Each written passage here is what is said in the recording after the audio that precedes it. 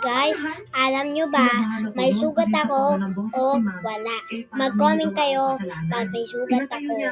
Pag tinanong nyo pag may sugat ako, papakita ko sa inyo yung paa ko.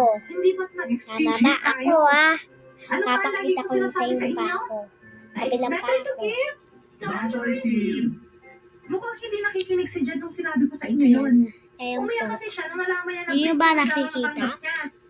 Kasi hindi nyo kasi nakikita eh. Huwag niyong tutularan si Jed Sabihin nyo Kung sa ano akin yung tanggap niyang nakikita regalo.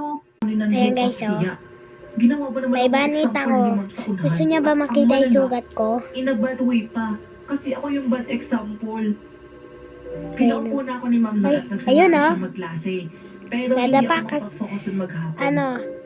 At umiiyak ako habang umuuwi. Sasabihin ko sa inyo pag bakit klase ako may band-aid. Pero hindi ko lang talaga nagustuhan yung way na nun. Bakit ako Kasi may instead sugat. na kausapin niya ako in private, Sasabihin ko sa inyo, mag-comment lang kayo. Nakakayo ko yung sobra. Kasi ayoko sabihin sa inyo. Sabihin ko na lang.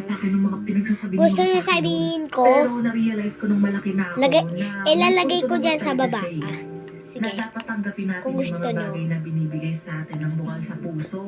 Hindi Guys, yung nagre-reklamo pa tayo. sasabihin ko sa inyo. Ganyan lang. At saka yung nangyari sa akin na yun. Diba? Guys, pinapahirays lang bye-bye lang sa akin na it's always nanonood better ako to ng give Jed. than to receive. Jed, pag Isa pa, nanood mo tong lagi niyong video ko, tatandaan na ang Pasko ay hindi lang tungkol sa subscribe regalo. ka at saka Kasi mas masaya pa mag-like din ang ka. Pasko kapag kasama mo yung buong pamilya Okay, mo. bye-bye guys.